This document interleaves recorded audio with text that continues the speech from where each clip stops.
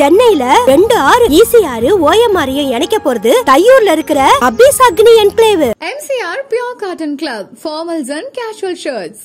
சன்லேண்ட்ல சமைச்சா சக்தி தானா வரும். இப்ப திடீர்னு இது கிளம்புறதுக்கு காரணம் 1990கள்ல இருந்தே இந்துக்கள் என்ன கேட்குறாங்கன்னா, எங்களுக்கு மேல கார்த்திகை தீபம் ஏற்ற வேண்டும். விளக்கு எங்க ஏற்ற முடியும்? நீங்க மசூதி பக்கத்துல இருக்கிற கொடி மரத்துல ஏற்ற போடுறதான சிக்கல், அங்கதான் சிக்கலா வந்துருக்கு. இஸ்லாமியர்களே என்ன சொல்றாங்கன்னா, அந்த 50 சென்ட் இடம் கேட்குறாங்க, இடம் இருக்குதுன்னு சொல்கிறாங்க. அப்போ அரசாங்கம் தக்க பாதுகாப்பு கொடுத்து அந்த 50 சென்ட் இடத்த விட்டுருங்க. அதுக்கு பிறகு இதில் ஏதாவது பாதிப்பு வரும்னா அந்த அளவுக்கு ஒரு பெரிய சுவர் கூட எழுப்பியிருங்க. முருகர் கோயிலுக்குள்ள கட்சி கொடி எடுத்துட்டு போய் 144 இருக்கும்போது உள்ள போய் ஆர்ப்பாட்டம் பண்ணும்போது ஒரு அரசு என்ன செய்யணும்னு எதிர்பார்க்குறீங்க? நாடாளுமன்ற உறுப்பினர் திரு நவாஸ்கனி அவர்தான் வக்ஃப் போர்டு வாரியத்தின் தலைவராக இருக்கிறார். அவர் தன்னுடன் சில பேரை அழைத்து செல்கிறார், ஆராய்ச்சி பண்ணணும்னு போறாரு.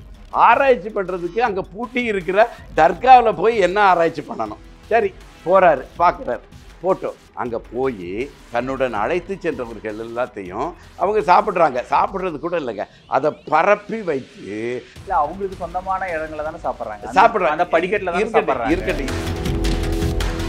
திருமுருகாற்றுப்படையில் தெளிவாக சொல்லப்பட்டிருக்கிறது, முருக வழிபாடுங்கிறது சிறுதினை மலரோடு விரைகி மறியறுத்து வாரண கொடியோடு.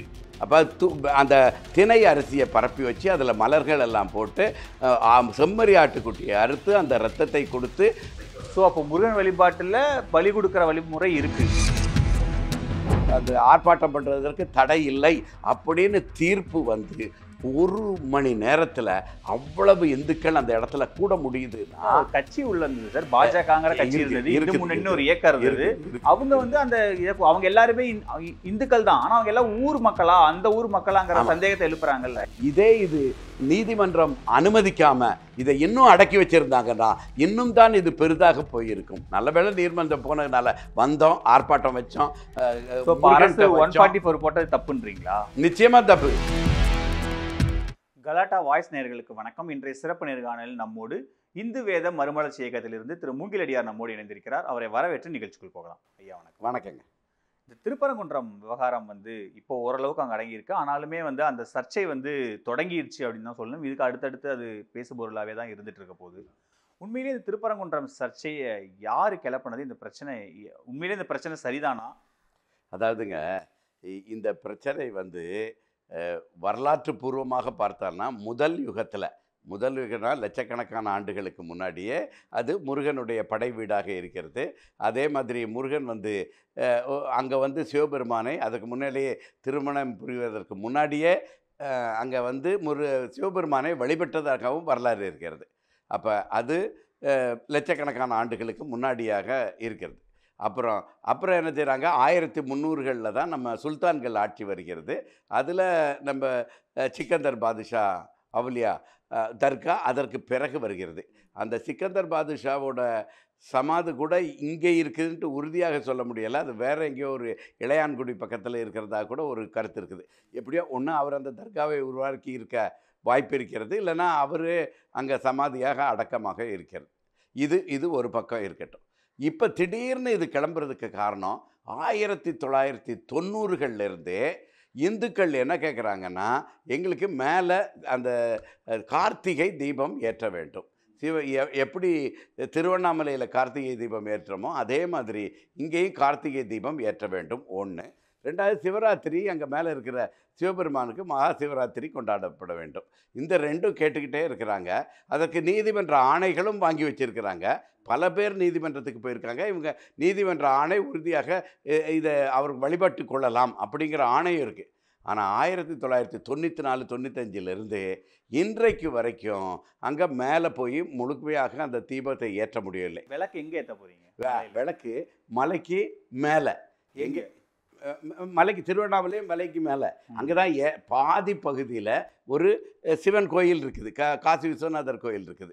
அது அது பக்கத்தில் தான் ஏற்றணும். நீங்கள் மசூதி பக்கத்தில் இருக்கிற கொடி மரத்தில் ஏற்ற போடுறது தானே சிக்கல், அங்கே தான் சிக்கலாக வந்துருக்கு. இருக்கட்டும். நீங்கள் இஸ்லாமியர்களே என்ன சொல்கிறாங்கன்னா, அந்த 50 சென்ட்டு இடம் கேட்குறாங்க, இடம் இருக்குதுன்னு சொல்கிறாங்க. அப்போ அரசாங்கம் வந்து தக்க பாதுகாப்பு கொடுத்து அந்த 50 சென்ட்டு இடத்த விட்டுருங்க.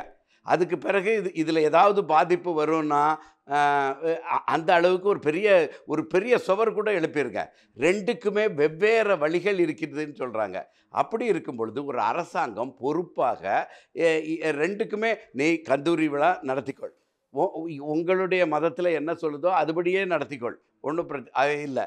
அதே மாதிரி உங்களுக்கு உரிமை இருப்பது போலவே அங்கேயும் இந்துக்கள் கேட்குற இடத்துல முதல்ல எங்கே அந்த தீபம் ஏற்றி கொண்டிருந்தார்களோ அந்த இடத்துல நடத்தணுங்கிறது அதையும் கேட்கத்தானே செய்வார்கள். அதையும் ஒரு அரசாங்கம் பார்த்து 2 பேருக்குமே பாதிப்பு இல்லாமல் செய்ய வேண்டியது தானே ஒரு அரசாங்கத்தின். ஆனால் இவங்க ஒத்துக்க மாட்டாங்களே, நாங்கள் இங்கே தான் விளக்கு ஏற்றுவோம், இந்த கொடிமரத்துக்கிட்ட தான் ஏற்றுவோம்னு அடம்பிடிக்கும் போது தானே தேவையில்லாத ஒரு சிக்கல் இல்லைங்க தானே ஸ்டே கொடுக்குறாங்க. அதாவது அவ்வளோ பெரிய மலையில வேற நீங்கள் காசு யூஸ்னா அது ஆலயத்தில் ஏற்றுங்க, அதுக்கு வெளியே ஏற்றுங்க, முருகப்பெருமான் கீழே இருக்கிற அந்த மலைக்கு மேலே ஏற்றுங்க, அங்கே இல்லாமல் நான் அங்கே தான் ஏற்றுவேங்க போது தானே சிக்கல் வருது. அங்கே தானே அரசு இந்த நோக்கத்தை சந்தேகிக்குது. இல்லை, அதாவது நீங்கள் வந்து அந்த 50 சென்ட்டுக்கு வெளியே தானே இந்த இது இருக்குது. இந்த நம்ம இந்த ஏத்திரை கேட்குற இடம் 50 சென்ட்டுக்கு வெளியே தானே இருக்குது. இஸ்லாமியர்களால் கேட்கப்படுவதே அந்த 50 சென்ட்டு தான். அப்போ அதுக்கு வெளியே பண்ணுறதுல யாருக்குமே எந்த விதமான பிரச்சனையும் இருக்கக்கூடாது. உண்மையிலே அடிப்படையில் பார்த்தீங்கன்னா அங்கே திருப்பரங்குன்றத்தில் இருக்கிற இஸ்லாமியர்கள் பலரும் திருப்பரங்குன்றம் முருகன் கோயிலுக்கும் காணிக்கை செலுத்துகிறார்கள். அங்கே மேலே இருக்கிற திருவிழாவுக்கு கூட காணிக்கை கொடுப்பவர்கள் இருக்கிறார்கள். அதே மாதிரி இந்துக்களும் அந்த கந்தூரி விழாவிலே பங்கு கொள்ளுகிற இந்துக்களும் இருக்கிறாங்க. 2 பேருமே ஒற்றுமையாகத்தான் இருக்கிறார்கள். அரசின் பங்கிற்கு இது ஏதாவது வந்துருமோன்னு அடக்கி வைக்க அப்போ அது வந்து என்றைக்காவது ஒரு நாள் வெளிச்சம். அரசு அங்க வந்து ஏற்கனவே இருக்கிற நீங்க சொல்ற மாதிரி நடைமுறையை தடுக்கும் போது வகுப்பு வாரிய தலைவர் போய் கேட்கிறாரு, நீ ஏன்பா இங்க வந்து கேட்கறான்னு இந்து முன்னணியினர் இந்த அமைப்புகள்லாம் போராட்டம் நடத்த வந்து இது பண்றாங்க. முருகர் கோயிலுக்குள்ள கட்சி கொடி எடுத்துட்டு போய் 144 இருக்கும்போது உள்ள போய் ஆர்ப்பாட்டம் பண்ணும்போது ஒரு அரசு என்ன செய்யணும்னு எதிர்பார்க்குறீங்க? இல்லை, இது வந்து இப்போ அந்த இப்பவுமே எப்படி அது பெருசாக வருதுன்னா, நம்ம நாடாளுமன்ற உறுப்பினர் திரு நவாஸ்கனி அவர்தான் வக்ஃப் போர்டு வாரியத்தின் தலைவராக இருக்கிறார். அவர் தன்னுடன் சில பேரை அழைத்து செல்கிறார்.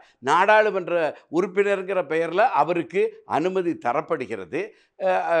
ஆராய்ச்சி பண்ணணும்னு போகிறாரு. இங்கே அந்த தடை, அதாவது இப்போ ராஜபாளையத்திலேருந்து ஒருத்தர் ஆட்டுக்குட்டி எடுத்துகிட்டு மேலே போய் வெட்டுவாங்கிறார். அதாவது இதுவரைக்கும் அந்த கந்தூரி விழா நடக்கும் பொழுது அங்கே மேலே போய்கிட்டு இருக்கிறாங்க, வெட்டிக்கிட்டு இருக்கிறாங்க. அந்த விழா முறையெல்லாம் சரியாக நடந்துக்கிட்டு இருக்குது.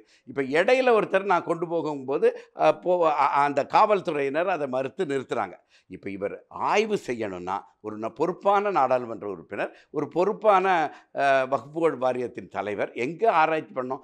எந்த காவல்துறையினர்கள் கேட்டார்களோ அவர்களுக்குள்ள மேலதிகாரிகளை பார்க்கலாம், இல்லைன்னா சென்னையில் இருக்கிற அலுவலர்களை பார்க்கலாம். இப்படி அலுவலர்களை பார்க்கலாம், இல்லை வருவாய்த்துறை அலுவலர்கள் என்ஃபோர்ஸ்மெண்ட் அவங்களும் சில நேரத்தில் தடுக்கலாம். அப்படி தடுத்து நீங்கள் ஏன் தடுத்து நிற்கிறீர்கள் இங்கே தானே ஆராய்ச்சி பண்ணணும்.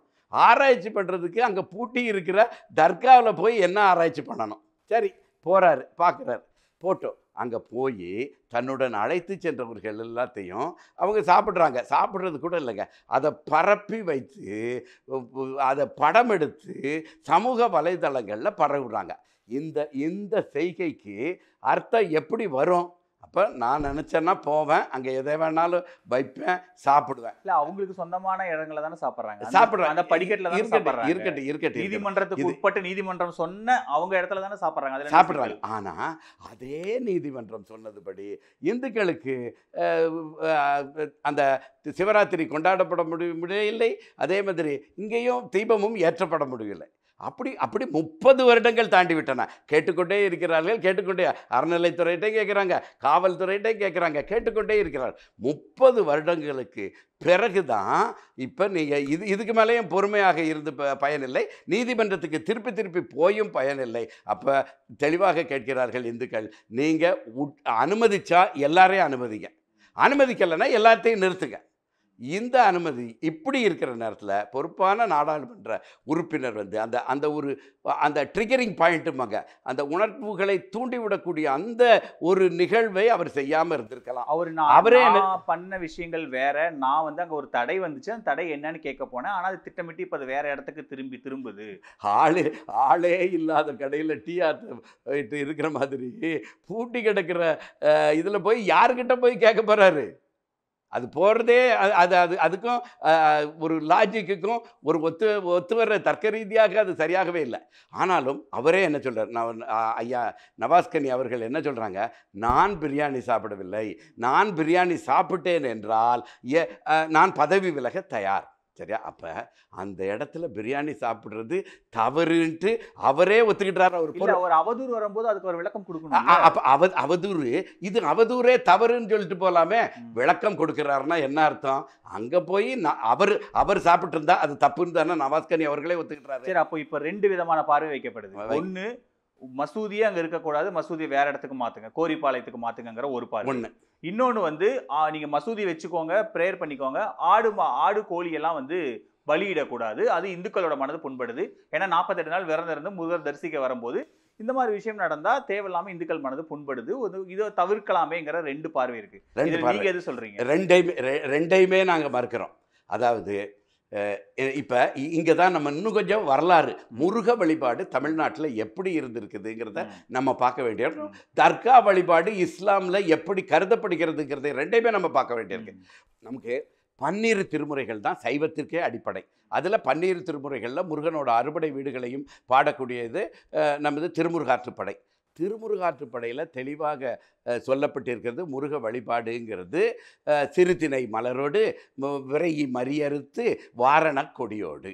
அப்போ அந்த திணை அரிசியை பரப்பி வச்சு அதில் மலர்கள் எல்லாம் போட்டு செம்மறி ஆட்டுக்குட்டியை அறுத்து அந்த இரத்தத்தை கொடுத்து அதில் சேவல் கொடியேற்றி வணங்குறது தான் வழிபாட்டு முறைங்கிற முருகனோட வழிபாட்டு. அப்படி எங்கெங்கெல்லாம் நடக்குதோ அங்கெங்கெல்லாம் முருகன் எழுந்தருள்வாருங்கிறது தான் திருமுருகாற்றுப்படை சொல்கிறது. ஸோ அப்போ முருகன் வழிபாட்டில் பலி கொடுக்குற வழிமுறை இருக்குது. இது ஒரு 12 திருமுறையில் மட்டும் இல்லை, ஒரு 100க்கும் மேலே சங்ககால பாடல்களில் முருகன் வெறியாட்டம், முருக ஆட்டம், முருக ஏறுதல், இப்படி ஒரு 15-16 சொற்களில் சொல்லப்படுகிறது. 100க்கும் மேலே பாடல்கள் இருக்கின்றன. அவ்வளவு பாடல்கள், அனைத்து பாடல்கள்லையுமே முருக வழிபாடுன்னா மலரால் அலங்கரிக்கப்பட்டு இருக்க வேண்டும், திணை அரிசி இருக்க வேண்டும், ஆட்டுக்குட்டி, அதுவும் செம்மறி ஆட்டு குட்டியாகத்தான் இருக்க வேண்டும். அதை படிக்கிறது தான் முருகனோட வழிபாடு.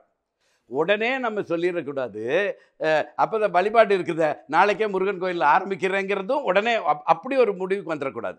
இது எப்போ மாறுதுன்னா தமிழ்ச்சங்கம் கண்ணகி காலத்தில் தமிழ்ச்சங்கம் மதுரை எரியுதுன்னா உண்மையிலே எரிஞ்சது தமிழ்ச்சங்க நூல்கள்.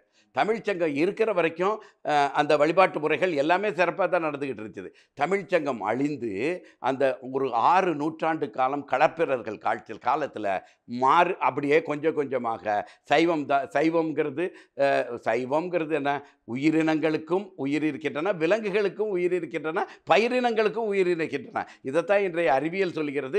நமது தமிழர்களும் ஒன்றும் குலதெய்வ வழிபாடு, காது குத்துக்கு கடாவட்டி சாப்பிட்றதுங்கிற தமிழ் வழிபாட்டுக்கு கருணை இல்லாதவர்கள் அல்ல. பயிருக்கும் உயிருக்கும் விலங்கினங்களுக்கும் பயிரினங்களுக்கும் வேறுபாடு பார்க்காமல் ரெண்டையுமே கடவுளுக்கு படைக்கக்கூடிய ஒரு மனதை உடையவர்களாகத்தான் இருந்தார்களே தவிர இதை கருணையோடு முறிச்சு போக கூடாது. ஆனால் 6 நூற்றாண்டு காலம் மாறிடுச்சு. பின்னால் வந்த பல்லவர்கள் காலத்தில் அது உறுதிப்படுத்தப்படுகிறது. அதுக்கு பிறகு கிருஷ்ணதேவராயர் ஆட்சி காலத்தில் முழுமையாக அது சைவம் தான் உயர்ந்தது. சைவ கோயில்களுக்குள்ள வரக்கூடாது. உண்மையிலே சைவம் என்பது ஒரு பல வகைகளில் அது ஒரு தத்துவமாகத்தான் கருதப்படுகிறது. திருமூலர் பாடல்களில் கூட சுத்த சைவம், அசுத்த சைவம், அதாவது உணவு பழக்கம் கூட சேர்த்து வச்சு திருமூலர் சைவத்தை பார்க்கவே இல்லை. இதெல்லாம் இருந்தால் கூட மக்கள் மனசில் பதிஞ்சிருச்சுது. இதை கொஞ்சம் கொஞ்சமாக மக்கள்கிட்ட சொல்லி எடுத்து சொல்லி மாறுவதற்கு இந்துக்களுக்கு நம்ம நேரம் கொடுக்க வேண்டும், அதற்கு அவகாசம் கொடுக்க வேண்டும். அங்கே சொல்லியிருக்கிறத இன்றைக்கி ஆரம்பிச்சிருக்கேன்னு சொல்லக்கூடாது. கொஞ்சம் கொஞ்சமாக மக்கள் தன்னெழுச்சியாக மாற வேண்டும். இது இந்துக்களோட அசைவ வழிபாடு. அடுத்தது இஸ்லாம் அந்த நபிகள் நாயகத்தை முழுக்கமையாக பின்பற்றக்கூடிய இஸ்லாமியர்கள், குர்ஆனை முழுக்க முழுக்க பின்பற்றுகிற இஸ்லாமியர்கள் அந்த ஒரு தர்காவுக்கு போய் கையெடுத்து கும்பிடுறதையோ வணங்குறதையோ ஹராம் தான் சொல்லுது. மிகப்பெரிய குற்றம், மன்னிப்பே கொடுக்க முடியாத ஒரு குற்றமாகத்தான் கருதப்படுகிறது. ஆனால் அதற்காக அது கருதப்படுகிறதேங்கிறதுக்காக தர்காவை தூக்கி வச்சிருன்னு சொல்லிட முடியாது. ஏன்னா தமிழர்கள் அந்த தர்கா வழிபாடே எப்படி வருது? ஒரு திசையை பார்த்து கும்பிடுங்கன்னு சொல்லும் பொழுது அந்த அப்பொழுதுதான் மதம் மாறிய மக்களுக்கு, இந்துக்களுக்கு அதை ஏற்றுக்கொள்ள மனசு இல்லை. அப்போ எனக்கும் ஏதாவது ஒரு உருவ வழிபாடு வேணும். என்னுடைய முன்னோர்கள் மூத்தோர்கள் எல்லாத்தையும் வழிபடுற முறை நான் ஏற்கனவே தொட்டு இருந்தேன், அதை இதில் புகுத்தி கொள்கிறேன்னு வந்தது தான் தர்கா வழிபாடு. அது ஒரு 700 வருடங்களாக இருந்தால் கூட, இது லட்சம் வருஷம் இருந்தால் கூட, இது 700 வருஷம் இருந்தால் கூட, எல்லாவற்றையுமே நம்ம போற்றணும், மதிக்கணும். அப்படி இருக்கும் பொழுது 700 வருஷமா இருந்திருக்குது இல்லையா, 700 வருஷமா மேலே தர்கா இருக்குது. தர்காவில் சந்தனக்கூடு இதெல்லாம் பண்ணிட்டு தான் இருக்கிறாங்க. நம்ம அந்த சந்தனம் உருசு எல்லாமே பண்ணிக்கிட்டு தான் இருக்கிறார்கள். இன்னும் சொல்லப்போனால் சந்தனங்கிறதுக்கும் அரேபியாவுக்கும் என்ன சம்பந்தம்? ஒரு பொட்டு வைக்கிற அளவுக்கு கூட சந்தனம் அந்த ஊரில் கிடையாது. மயில் பீலிங்கிறது அங்கே கிடையாது. மயில் பீலி வச்சு தான் இவங்க மந்திரிச்சிக்கிட்டு இருக்காங்க. இது எல்லாமே நம்ம தமிழர்களோட முறையைத்தான் அவர்கள் பின்பற்றி கொண்டிருக்கிறார்கள். இதையும் இஸ்லாமியர்களுக்கு புரிய வைக்க வேண்டும். அப்போ ஒரு தெளிவான அரசாங்கம் என்ன செய்யணும்? 50 சென்ட் தான் கேட்குறாங்க. 50 சென்ட் தான் அந்த டாக்குமெண்ட்ஸ் ஆவணங்களை பார்க்கணும். இந்த 50 சென்ட்டை ஒரு தமிழ்நாட்டில் இவ்வளவு சட்டம் ஒழுங்கை பாதுகாக்கக்கூடிய ஒரு நல்ல அரசு இருக்கிற இடத்துல 50 சென்ட்டில் ஒரு மத சார்பினர்கள் அங்கே போய் வழிபட்டு அவங்க என்ன வழிபாடு தொடர்ந்து என்ன வழிபாட்டில் இருந்தாங்களோ, இஸ்லாமியர்கள் ஆடு கோழி எதெல்லாம் சமைச்சு கொண்டு இருந்தார்களோ அது எல்லாத்தையும் சமைக்கிறதுக்கு அவங்களுக்கு ஏற்பாடு வழிவகைகள் செய்து கொடுக்க வேண்டியது அரசாங்கத்தின் கடமை. இது பிரச்சனை வராமல் பார்க்கக்கூடியது தான் அரசாங்கத்துக்கு திறமையும் இருக்குது. அதற்கு பெருசாக கட்டுமானம் வச்சு ரெண்டையும் நல்லா பிரித்து வச்சிடலாம். அதே போல் இந்துக்களும் அவர்கள் அந்த 50 சென்ட்டுக்கு வெளியில் அந்த கார்த்திகை தீபத்தை ஏற்றிக்கொள்ளணும். ஏற்றுவதற்கான வழிவகைகளையும் அரசாங்கமே செய்து கொடுக்க வேண்டும். சிவராத்திரியையும் கொண்டாடுவதற்கான வழிவகைகளையும் செய்து கொடுத்து விட வேண்டும். இதை செய்து கொடுக்கறதுக்கு இன்னொன்று பாருங்கள், நமது மதுரை ஆதீனம் போன்றவர்களெல்லாம் பொறுப்பானவர்கள். அவங்கெல்லாம் ஆதீன கர்த்தா வரலாற்றில் நிற்கக்கூடியவர்கள். ஒரு வாக்கு கொடுத்துட்டு பின்னால் அந்த வாக்கை மாற்ற மாட்டார்கள், திரிக்க மாட்டார்கள். ஒரு மக்கள் பிரதிநிதிக்கு மேலே போக முடியுது, ஆண்டவனோட பிரதிநிதியாக கருதப்படுவதற்கு மேலே போக முடியலை. அப்போ அரசாங்கம் அவர் கூப்பிட்டேன், ஐயா நீங்கள் மேலே போகணுன்னு சொல்கிறீங்க, நிலைமை எப்படி இருக்குங்கிறது தெரியுது, எப்போ வேணாலும் யார் வேணாலும் உணர்வு பூர்வமாக ஒன்று மாறிற வாய்ப்பு இருக்கிறது, நீங்கள் மேலே என்ன செய்ய போகிறீர்கள், இது இந்த மாதிரி செஞ்சுருங்க. எப்படி பண்ணீங்கன்னா மத நல்லிணக்கம் வரும்ன்ட்டு ஐயா கிட்ட ஒரு வார்த்தை கேட்டிருந்தாங்கன்னா ஐயா ஒரு திட்டம் கொடுத்துருக்க போகிறாங்க. அந்த திட்டத்தை செயல்படுத்தி இருக்கலாம் இல்லையா? அங்கே ஏற்கனவே இந்த சிக்கல் போன ஆண்டு வந்தப்பவே ஒரு அமைதி குழுன்னு ஒன்று அமைக்கிறாங்க. அதில் இந்த கந்தூரி விழா தொடர்பாக அப்படியான எதுவுமே மேலே நடக்கலைன்றதும் மாவட்ட ஆட்சியர் தலைமையில் நடந்த ரிப்போர்ட்ல இருக்கு. அப்ப மேல அந்த மாதிரி இப்போ இந்துக்கள் அதான் கேட்குறாங்க, இந்து முன்னணியும் சரி இந்து இயக்கங்களும் அதை தான் கேட்குறாங்க. மேலே அப்படி ஒரு இதுவே இல்லைன்னு பீஸ் கமிட்டி ரிப்போர்ட்ல இருக்கும்போது நீங்க மேலே போய் நான் வெட்டியே தீருவேன், நான் சமைச்சே சாப்பிட்டு தீருவேன்னு சொல்றது அது ஏற்றுக்க முடியாது. அப்படி ஒரு நடைமுறையே அங்கே இல்லை அப்படின்றாங்க. அதுதான் அந்த ரிப்போர்ட்லேயும் சொல்லுதுங்கிறது தான் பாஜகவுடைய வாதமாக இருக்கு. இப்போ நம்ம எங்களை பொறுத்தளவில் அங்கே நான் இந்த பீஸ் கமிட்டி ரிப்போர்ட்டை நான் பார்க்கல. உண்மையிலே முதல் தடவையாக நான் அதை கேள்விப்படுறேன். அங்கே நடக்கவே இல்லைன்ட்டு. அரசு தரப்புலையும் அறநிலையத்துறை தரப்புலையும் கொடுக்கல அப்படின்னு மாவட்ட ஆட்சியர் சொல்றாரு. அது நடந்ததுக்கான தரவுகள் சமர்ப்பிக்கப்படலை அப்படின்னு ஒரு வார்த்தை சொல்றாங்க. சரி, தரவுகள் சமர்ப்பிக்கப்படலைன்னா அப்போ தரவுகளை கேட்கலாம். இல்லைன்னா அங்கே ஒருவேளை நடக்கவே இல்லை, நீங்கள் இதுதான் உண்மையாக இருக்கட்டும், நான் அந்த சமையல் பாத்திரங்கள் கொடுக்கப்படும், இதெல்லாம் கொடுக்கப்படும், சமைச்சு சாப்பிட்றது, இதெல்லாமே அங்கே இருக்கிறதுனால அங்கே தொடர்ந்து நடக்கிறதுங்கிறது நான் நினைத்து கொண்டேன். அப்படி உண்மையிலே அது இல்லைன்னா மாவட்ட ஆட்சியரும் நடக்கலைன்னு சொல்லலை, நடப்பதற்கான தரவுகள் தரப்படவில்லை. சரியான வாதம். அந்த தரவுகளை அவர்கள் கேட்டு வாங்க வேண்டும். அது எங்கே வரைக்கும் நடந்தது, எவ்வளவு நடந்ததுன்னு பார்க்கணும். அது இருந்தது என்றால் தொடர்ந்து நடக்கட்டும், இல்லை என்றால் எல்லாருக்கும் ஒரே முறை தான். அங்கே உண்மையிலே அங்கே நடக்கவில்லை, தரவுகள் அவர்களால் தர முடியவில்லை, 50 சென்ட்டுக்கு சொல்ல முடியவில்லை, ஆவணங்களை கொடுக்க முடியவில்லை அப்படின்னா அதோட நிலைமை அப்போ சட்டப்பூர்வமாக என்ன நடவடிக்கை எடுக்கணுமோ எடுத்துக்கொள்ள வேண்டியது தான். நமக்கு வேணுங்கிறது மத நல்லிணக்கம். 2 மதத்துக்காரர்கள் மிக மிக எளிதாக அந்த அடக்குமுறைங்கிறது ஒன்று இஸ்லாமியர்கள் மீதும் சரி, அதே நேரத்தில் இந்துக்கள் மீதும் சரி, அப்படியே சேர்த்து வைக்க வைக்க வைக்க வைக்க வைக்க வைக்க அது ஒரு நாள் பெரிதாக வெடித்து விடுகிறது. நல்லா சிந்திச்சு பாருங்க. இந்துக்கள் அந்த தீர்ப்பு வந்து அதாவது அந்த ஆர்ப்பாட்டம் பண்ணுறதற்கு தடை இல்லை அப்படின்னு தீர்ப்பு வந்து 1 மணி நேரத்தில் அவ்வளவு இந்துக்கள் அந்த இடத்துல கூட முடியுதுன்னா கட்சி உள்ள இருந்தது சார். பாஜகங்கிற கட்சி இருந்தது, இன்னும் ஒரு இயக்கம் இருந்தது. அவங்க வந்து அந்த அவங்க எல்லாருமே இந்துக்கள் தான். ஆனா அவங்க எல்லாம் ஊர் மக்களா, அந்த ஊர் மக்களாங்கிற சந்தேகத்தை எழுப்புறாங்க. ஆனா ஊர் மக்களுக்கு நல்லா தெரியும், பெரும்பாலானவர்கள் ஊர் மக்கள். பெரும்பாலானவர்கள் உண்மைன்னு நான் நம்புறோம். அங்கே விசாரிச்சதுல ஊர் மக்கள் தான், அங்கே பெரும்பாலானவர்கள் ஊர் மக்கள் தான் வந்திருக்காங்க. அது ஒரு தன்னெழுச்சியாக அது மாறுகிறது. இந்த இந்த இவ்வளவு 1990களில் இருந்து அந்த அந்த நம்ம தீபம் ஏற்றுவதும் சிவராத்திரியும் ஒழுங்காக நடைபெற்று கொண்டிருந்ததெல்லாம் இந்த பிரச்சனை வந்திருக்கிறாது. ஒன்று. 2வது, நவாஸ்கனி அவர்கள் இங்கே காவல்துறையினரிடம் முறையிட்டு இருந்து, இங்கே இல்லை சென்னையில் வந்து தலைமைச் செயலகத்தில் முறையிட்டு இருந்து, வக்ஃப் வாரியார் தலைவர் தானே, யார்கிட்டனாலும் முறையிடலாம் இல்லையா, முறையிட்டு அதுக்கு உண்டான ஆய்வுகளை செய்திருந்தாலும் இப்போ பிரச்சனை இல்லை. 2க்கும் இல்லாமல் நான் பிரியாணி சாப்பிடலாம், ஆனால் கூட போனவங்கெல்லாம் சாப்பிட்டாங்க, அதை வலைத்தளத்திலையும் போடுறதுங்கிறது ஒரு பொறுப்பான நாடாளுமன்ற உறுப்பினர் செய்கிற செயலாக இல்லை. இதுக்கு எல்லாத்துக்கும் மேலே கட்சிகள், எல்லா கட்சிகளுக்குமே நான் வேண்டுகோள் விடுக்கிறேன்.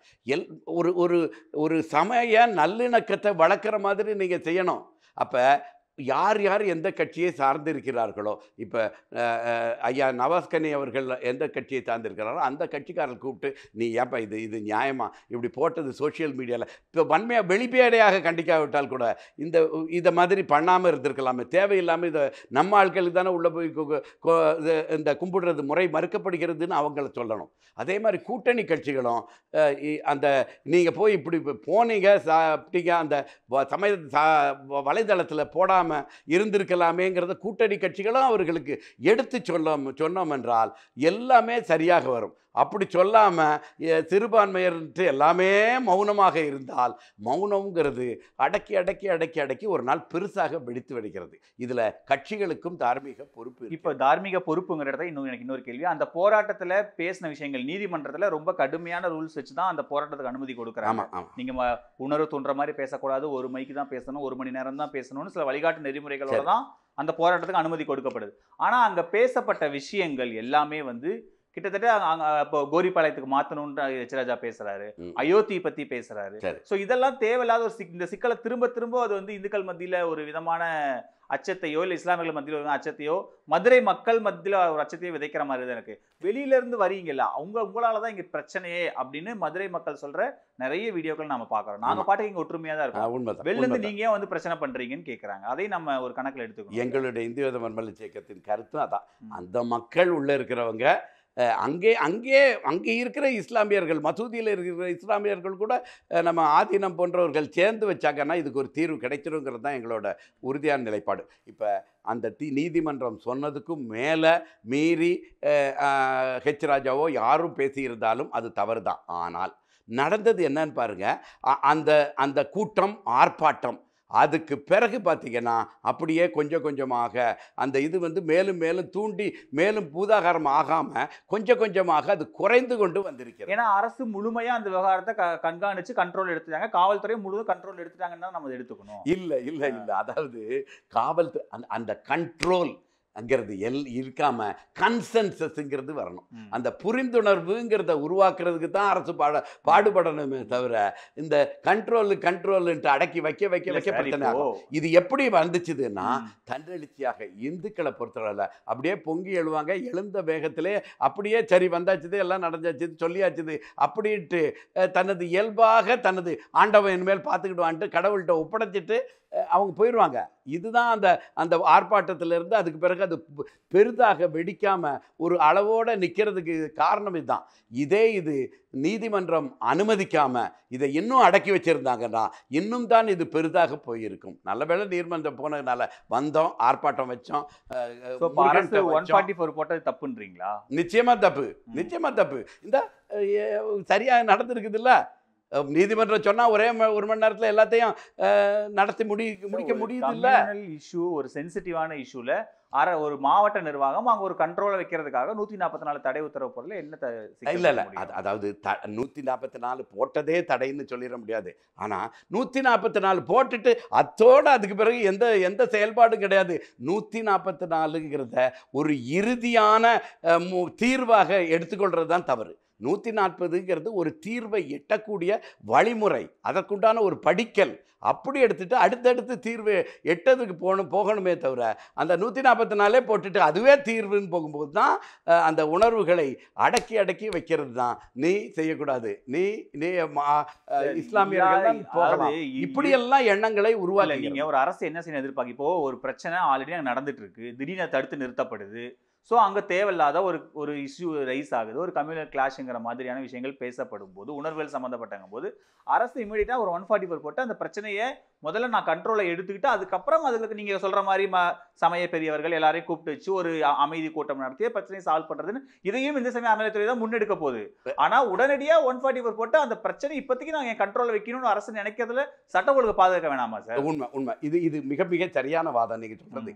இப்போ பாருங்க, அந்த போராட்டம் நடந்துதா, மக்கள் வந்தாங்களா, ஒரு மணி நேரத்தில் கூட்டினாங்களா, முடிஞ்சாங்களா? அதற்கு பிறகு அரசாங்கம் என்ன முன்னெடுப்பு எடுக்கிறதுன்னு சொல்லிருங்க. உண்மையிலே இந்த அரசாங்கம் நீங்கள் சொல்கிற வழிமுறையை பின்பற்றணும்னு நினச்சிருந்தா உடனே அடுத்த ஸ்டெப்பு அந்த பீஸ் கமிட்டியை இன்னும் கொஞ்சம் திருப்பி உயிர் கொடுக்கறது, திருப்பியும் அவர்களை பேச வைப்பது, ஒரு தீர்வை நோக்கி போகவே இல்லையா? அது நடந்துச்சுது, அதோடு முடிஞ்சு போச்சுது. இதே மாதிரி தான் 144ஐயும் ஒரு இறுதி தீர்வாக நினைக்கிறார்கள். அதான் நான் முன்னால் சொல்லிட்டு இருக்கிறேன். 30 ஆண்டு காலமாக மறுக்கப்பட்ட வழிபாட்டு உரிமை வேணும்ன்ட்டு எல்லாரும் எதிர்பார்த்து கொண்டு இருக்கிறார்கள்.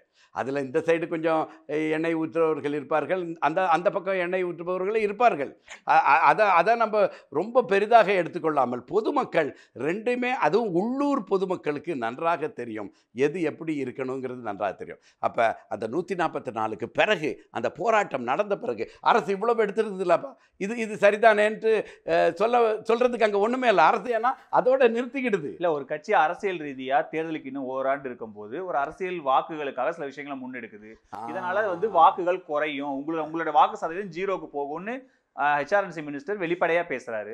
சோ அப்போ அது ஒரு அரசியலுக்காக அவங்க முன்னெடுக்கிறாங்க. இதுதான் மிக மிக தவறான ஒரு அரசாங்கம்ங்கிறது. மக்கள் நலனையும் சமூக நல்லிணத்தையும் உருவாக்கி இதுக்கு கொண்டு போகணுமே தவிர எனக்கு வாக்கு வங்கி தான் முதன்மைன்ட்டு வெளிப்படையாக சொல்லிவிட்டு போராடுறவங்க வாக்கு வங்கியை குறி வச்சுதான் போராடுறாங்கிறது தான் அரசுடைய விமர்சனமா இருக்கு. அமைச்சரும் சொல்றாரு. அப்ப நீங்க அவங்க போராடுறாங்க, அது கூட மக்கள் ஏற்றுக்கொள்வார்கள். எப்ப ஏற்றுக்கொள்வார்கள்? நீங்க ஒரு தீர்வு எட்டுறதுக்கு வழியை சொல்லிட்டீங்கன்னா வழிமுறைகளை சொல்லக்கூட வேண்டாங்க, வழிமுறைகளை எடுக்கிறார்கள்ங்கிறது மக்களுக்கு தெரிஞ்சா போதும். 30 ஆண்டு காலமாக அங்க ஒரு தீபம் ஏற்ற முடியலன்ட்டு இருக்கிற நிலை இருக்கும். 30 ஆண்டு காலமாக தீபம் ஏற்ற முடியலன்னு வெளிப்படையா நம்ம தூரத்துல இருந்து பார்க்கும்போது என்னடா ஒரு விளக்கு ஏத்துறதுக்கு அனுமதி கொடுக்க மாட்டாங்கன்னு தான் இருக்கு. ஆனா அவ்வளவு பெரிய மலையில எங்க விளக்கு ஏத்த போறீங்க? காசி விஸ்வநாதர் கோயில்லையா? மலையில எந்த இடத்துல ஏத்த போறீங்க? அந்த கொடி மரத்து கிட்ட ஏத்த போறது. அதாங்க நம்ம ஏற்கனவே பேசிட்டோம். 50 சென்ட்டுக்கு வெளியா உள்ளையா?